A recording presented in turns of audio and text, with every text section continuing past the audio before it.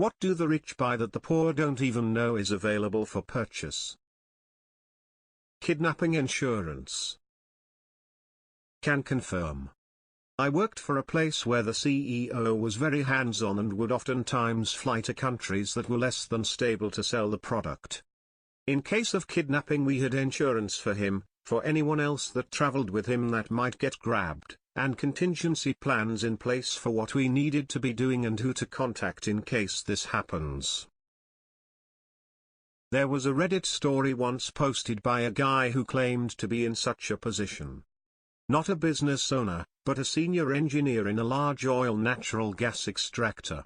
The guy who knows where to tap to make things work. He claimed that, when working in one unstable South American region, he was kidnapped by two brothers. Having been in such a situation before, he gave them the contact info of the kidnapping insurance, and then gave them a stack of cash to go buy as much liquor as they could while they were out. He got them dead drunk, then walked next door and told their mother on them, while enjoying a bowl of their mother's stew. The mother chewed them up one side, then down the other, and the sons dropped him off at work the next day. Private jet timeshares. For those not quite rich enough for their own private jet, or those rich people wanting to be a bit frugal. It always makes way more sense to me that a rich person would lease a car than buy it. First and foremost, they always want the latest and greatest. People may think Steve Jobs was eccentric for leasing a new car every 6 months, but it's a pretty solid way to ensure you'll probably never be left stranded on the road and you won't be bothering with buying and selling constantly. Obviously there are exceptions for classic cars and supercars and stuff that will retain their value and people collect for fun, but if you're trying to drive the latest Tesla all the time, I get why you'd lease it. All that crap you do, commuting, grocery shopping, cooking, cleaning your house, waiting on hold, paying bills, all those chunks of your life that are eaten up by minutiae. Rich people buy out of all that routine garbage. Time is all you really get in your life. Rich people buy it back. This is the answer. Even Warren Buffett and Bill Gates do whatever they can to get back time. The only commodity that is finite. This is really not a bad way to look at life even if you aren't wealthy.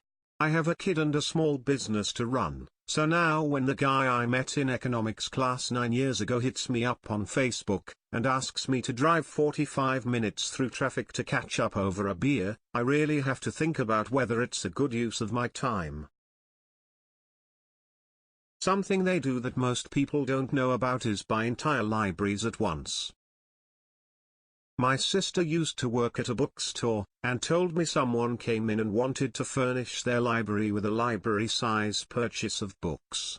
They just wanted cherry-picked bestsellers left to the discretion of the people working there. It sounded wild. Some wealthy people also buy books as decoration, with no intent of reading most of them. They buy books from wholesalers by the linear foot, specifying how the books look on the shelves, size, color, material of spine, etc., without any regard for what the books actually are. They just need to fill wall space in the library or office rooms in their homes. If you're willing to fork out $35,000 for the player and $500 per showing, you can watch films that are currently in theaters in your own private home theater. Wow, who would have thought a private showing is only twice as much as a normal movie ticket?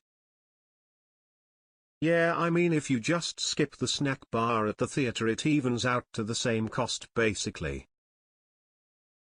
Landing 747s in small airports. I grew up around Lexington, Kentucky. The region is huge on horses, particularly thoroughbred horses. The entire city is surrounded by horse farms, and these farms breed some of the best racing horses in the world. The rich and famous will often come here to buy thoroughbreds to add to their breeding stock. One such person is a sheikh from Dubai, I think, who owns his own private 747. Now the local airport isn't rated for 747s, and it's not legal to land one there unless it's an emergency. The Sheikh doesn't care though and lands his 747 there anyways. The airport fines him every time he does this, which he is totally fine with paying. I've been told that many of the upgrades to the airport over the years were almost entirely funded with money from those fines. In London, rich people figured out it was cheaper to just park on the streets illegally and just pay the fines every day than to pay for parking in the city. So the city started clamping cars, so the rich people started paying people to go and pay the fine for the car to be unclamped before they wanted to leave. Private boarding gate at certain airports. Complete with showers, a spa, full bar, lounge, food, a bed, gym, sauna etc. Total privacy. Your luggage is scanned and taken through security by a concierge, and you're driven to the plane in a BMW 8 Series. LAX has them now. Yeah, but then when you get on the plane you're still stuck in the cattle car of first class with all the other plebeians. The animals in the back are even still breathing the same air as you. Clearly a private jet is the only civilized way to travel. Specialized household staff. When someone is truly mega rich, running their household takes the same complexity as running a small to mid-size company, and management is skilled and compensated accordingly. Don't think butler, think head of operations at a luxury hotel. The staff that household managers oversee can be really specialized as well. For example, Larry Ellison has his own personal curator to oversee his collection of Asian art. They do things like advise on the purchase and sale of art in his collection, oversee storage and display of art housed on his property, oversee process of lending art for storage and display at museums. The curator will often have their own staff to conduct actual conservation work, art transport, art installation, etc. So if you've already got an in-house crew of 7 people focused on your art collection alone, imagine how big your entire household staff is. That's why you've got a household manager. One of my friends comes from a super wealthy family. We stopped by her parents' house and of course it's a mansion with a full staff. The lead maid took one look at me and guessed my size. From there she laid out several outfits that had been bought but not worn for me to take home. It was surreal.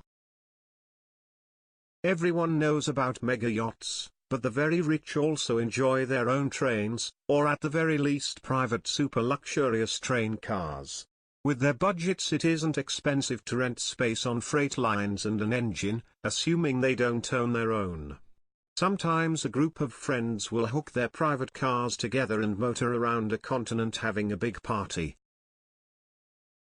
Although not around the continent, I have been lucky enough to be invited on a rich friend's train trips, one from San Francisco to Reno, Nevada and back, in the winter, going through the mountains, beautiful, and one going from SF to LA and back, in the summer, along the coast, also beautiful. Both trips we had 3 vintage train cars, 1920, 1935 and 1940 full bar, sit-down dining. Everyone dressed up vintage and it was fantastic. What train travel is in our fantasies, not like Amtrak these days with packaged cold sandwiches and plastic cups. Pet cloning. Ex-boss was getting his dog cloned for $100,000. Oh, I've heard of this. There's a company in Texas that does it kinda regularly apparently now.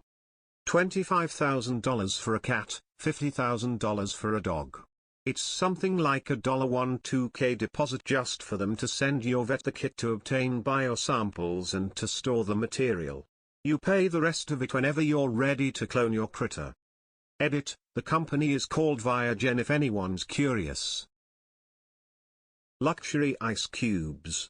Glass Luxury Ice Company produces perfectly square ice blocks for minimum dilution and maximum cooling. Hand-carved and completely clear, these cubes are sold in bags of 50 and each bag costs $325. That's some BS. How much a drink is cooled depends on how large of a surface area the ice cube has and is correlated to the rate at which the ice cube melts and thus dilutes the drink. Either you get minimum dilution by using spherical ice cubes or maximum cooling by maximizing surface area. Both at the same time is just not a thing. Entire floors of hotels or multiple floors. Entire restaurants. Chefs from literally any restaurant in the world to cook for them, wherever they are. I saw all of those things done by a prince of Saudi Arabia. We estimated it cost him $50,000 just for the one private meal in our restaurant, given that he had the top 4 floors of our hotel booked, for the hundreds of staff to take care of him, his wife and his 2 kids, plus likely some concubines, if I'm being honest. As someone in this part of the world, being rich equals the number of people who work for you. He paid $30,000 just to close our restaurant for one meal.